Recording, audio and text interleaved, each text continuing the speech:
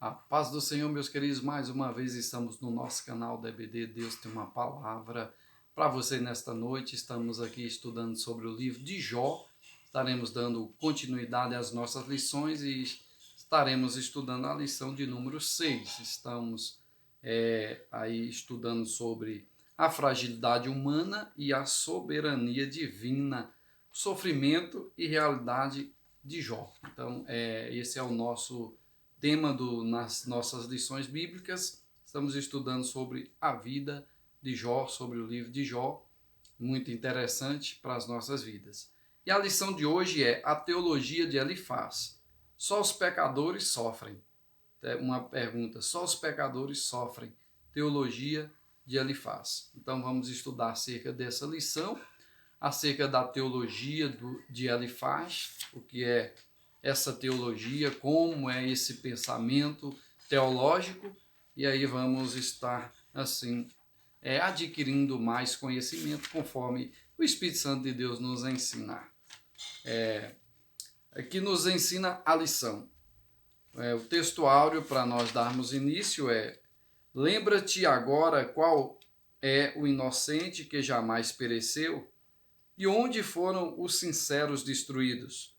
Segundo eu tenho visto, os que lavram iniquidade e semeiam mal, seguem isso mesmo. Jó 4, 7 e 8. Jó capítulo 4, versículo 7 e o versículo 8. É esse o texto áureo. Primeiro, na nossa lição, os pecadores no contexto da justiça retributiva, ou retributiva, né?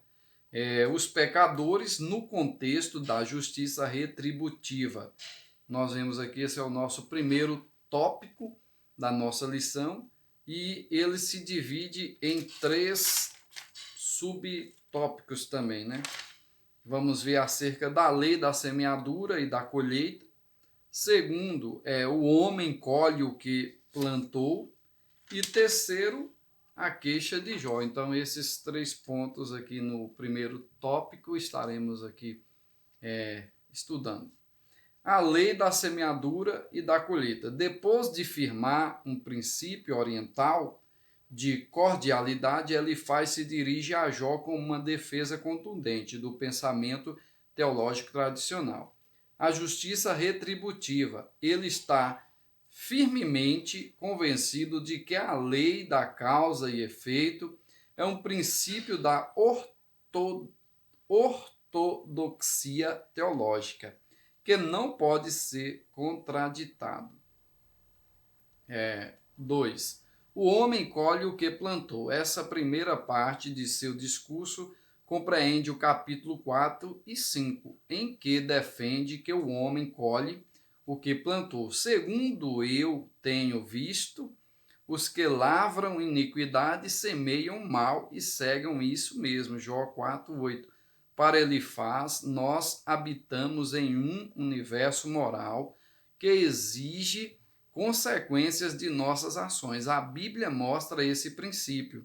Por exemplo, o salmista confirma que Deus é bom e justo, por isso recompensa os bons e pune os maus. Salmos de número 1 e o verso 6.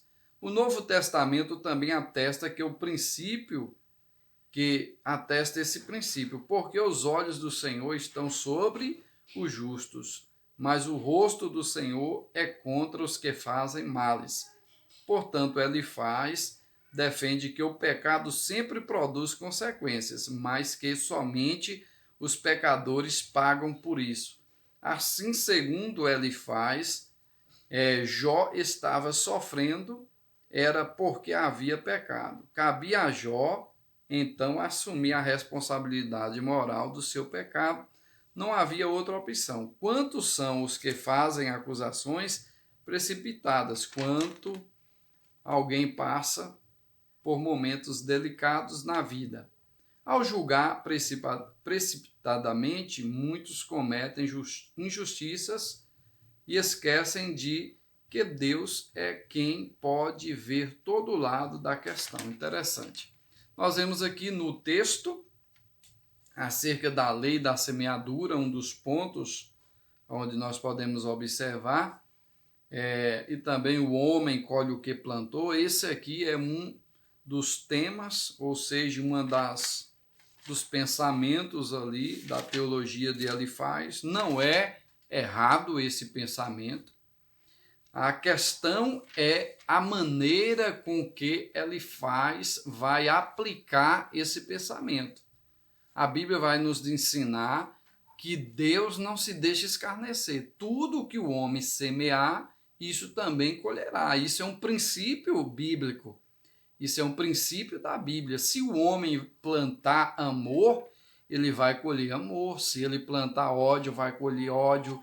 Se ele plantar coisas boas, irá colher coisas boas. Se ele plantar coisas mas ele irá colher coisas más. Isso é a teologia ou seja, a teologia retributiva, ou seja, tudo que nós plantarmos, nós iremos colher, mais cedo ou mais tarde iremos colher. Essa teologia, ela é certa, mas a maneira julgativa de Elifaz é que faz com que se torne errada para ele, errada para Elifaz. Então ele acusou a Jó de estar em pecado. Isso é algo terrível, é algo que não se deve fazer jamais, porque a própria Bíblia nos ensina que não devemos julgar, ser julgados também.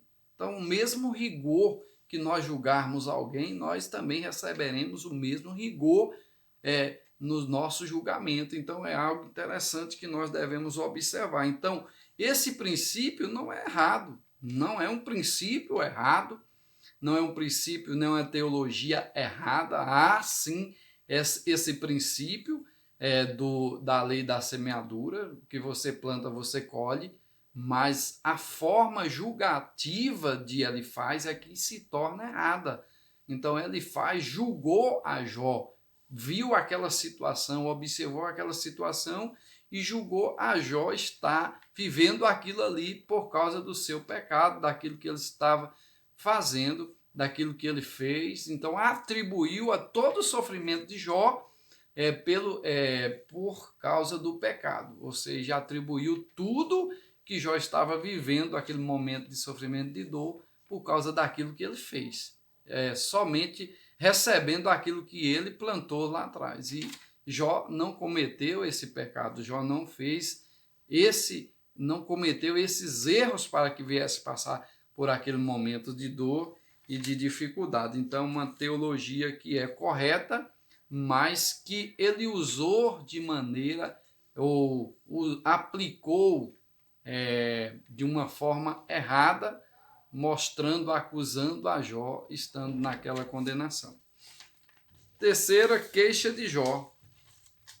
Nós vemos aqui a queixa de Jó. Em sua defesa, Jó se contrapõe à teologia de Elifaz. Essa teologia era a base de como imaginava o universo governado por uma lei moral de causa e efeito. Há uma recompensa para os bons e punição para os maus. Elifaz não estava de todo errado, mas equivocou-se quando pensava que esse pressuposto era o único existente. Tratava da parte da verdade e não de toda. Sua teologia não se aplicava no caso de Jó. Então, a teologia de Elifaz não se aplicava no caso de Jó. Então, esse é um pensamento, era a queixa de Jó. Então, ele era justo e não estava em pecado, portanto, não merecia sofrer. Então, essa era uma teologia que nós podemos observar, a teologia que Elifaz estava ali tentando impregnar em Jó, não valia para Jó. Por quê? Jó não merecia aquele sofrimento que ele estava vivendo, porque Jó não estava em pecado, Jó não plantava coisas más, Jó fazia o bem, Jó estava ali de acordo com a palavra do Senhor. Então, não merecia aquele sofrimento. E a aplicação de Elifaz era que Jó estava merecendo o que ele estava fazendo. Então, se tornou errado, a sua teologia não se aplicava no caso do patriarca Jó. Segundo ponto, Os pecadores no contexto da tradição religiosa. 3 pontos. Ortodoxia ingressada, uma ameaça à tradição religiosa. E terceiro, um defensor celeste. Vemos aqui a ortodoxia ingressada. Nesse aspecto, Jó era uma ameaça àquela forma de pensar. Por isso, Elifaz ataca Jó de uma forma contundente, dizendo que suas palavras não revelam sabedoria, mas são palavras ao vento. Então, olha só, imagina o que Jó ouviu do seu próprio amigo, daqueles que estava próximo a Jó. Então, dizia que as palavras de Jó eram palavras ao vento, ou seja, estava vivendo uma vida de mentira, uma vida errada, uma vida errante, e não assumia os seus erros, as suas falhas. Era isso que Elifaz estava querendo dizer a Jó ali, nas suas maneiras de falar e de acusar. Então Elifaz queria, porque queria, que Jó assumisse os seus erros e ali recebesse ali a sua penalidade pelos seus erros. Então esse é o pensamento de Elifaz, mas Jó nada tinha feito para merecer aquilo. Segundo, a ameaça à tradição religiosa. Aqui nós vemos aqui, Elifaz apela para a tradição religiosa como forma de validar seu princípio teológico. Que sabes tu? Que sabes tu que nós não saibamos? Que entendes que não haja em nós também? Há entre nós encanecidos idosos. Interessante. Jó usa ali a sua teologia, ou a sua forma verbal de conversar, de falar com Jó, para validar ali o seu pensamento. Então ele chega a atribuir, a falar, a questionar Jó, a debater de cara com Jó, dizendo: que sabes tu melhor do que eu, ou melhor do que nós? Então, era essa ali a visão de Elifaz. Ele diz assim: que sabes tu que nós não saibamos? Que entendes que não haja em nós também esse entendimento? Também há entre nós encanecidos idosos. Que interessante, há entre nós encanecidos idosos, mais velhos de que tu. É isso que ele está querendo dizer. Mais velho de que tu, ou de que teu pai. Então, segundo Elifaz, ainda que fossem homens sábios, Jó não era mais sábio do que os mais antigos e do que o dogma que ele estava ali negando. Então, porque Elifaz queria que Jó ali não negasse ali o seu pensamento, o seu dogma, mas que viesse ali a confessar, aceitar o pensamento ali de Elifaz.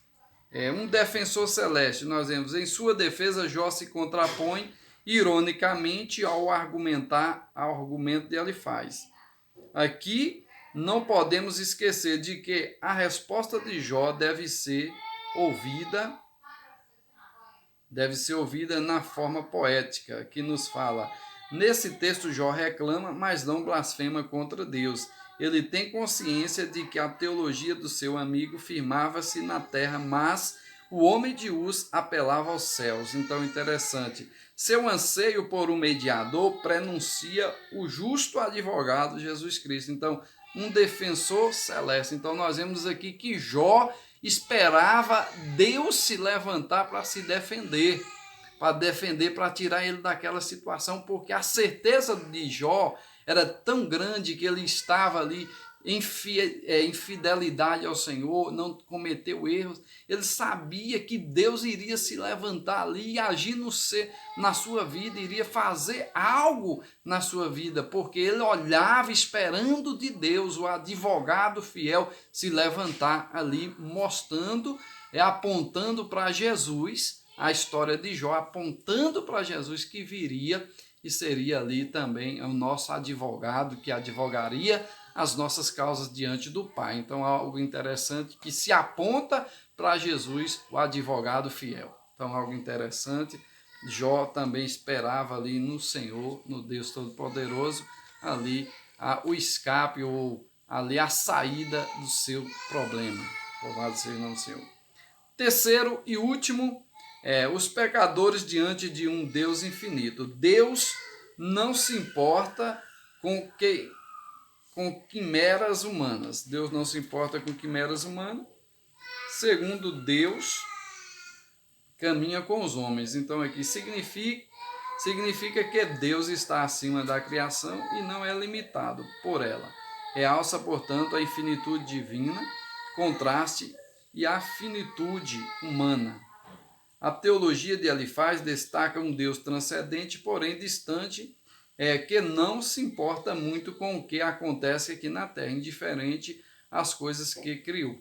Não adiantava Jó chorar ou reclamar, ele precisava se arrepender. Interessante a teologia de Elifaz. Então ele nos mostra aqui que Deus, no pensamento de Elifaz, Deus estava distante demais de Jó, que não poderia ouvir ali o seu clamor, que poderia lhe chorar, poderia ele fazer o que for, Deus não iria ouvir ali o clamor ou a oração do patriarca Jó. Mas não é isso que a Bíblia nos ensina. Clama a mim e responder-te-ei e anunciar-te-ei coisas grandes e firmes, lá em Jeremias capítulo 33, verso 3. Então, algo interessante. Deus também caminha com os homens, mas se ele está contra alguém, quem então o desviará? Quem a sua alma quiser, isso fará. Então, a ideia do texto hebraico é que Jó passa a ficar cada vez mais seguro e consciente, não apenas de seu caminhar com Deus, mas do caminhar de Deus com ele. Então, que interessante. Então, por mais que Elifaz com sua teologia, com suas acusações ali contra Jó, mas Jó tinha certeza que Deus iria agir na sua vida, mas ele tinha certeza que Deus estava com ele, que Deus caminhava com ele e que ele caminhava com Deus. Algo interessante. Então, muitas das vezes nós perdemos essa visão de Jó. Diante de acusações, diante de levantes, diante de calúnias, muitas das vezes nós perdemos o rumo, perdemos o chão, esquecemos que Deus está no negócio, que Deus está conosco. Então, se veio alguma coisa, alguma acusação, alguma calúnia e você é íntegro, não se preocupe. Louve a Deus, ore conforme a Bíblia diz, ore pelos que vos caluniam, abençoe aqueles que vos perseguem. Então faça o que a Bíblia ensina e você verá êxito na sua jornada, na sua vida nesta terra, e você vai ver a bênção de Deus chegar na tua vida, na tua família, em nome de Jesus. Toma posse, fique na paz do Senhor e até a próxima, em nome de Jesus.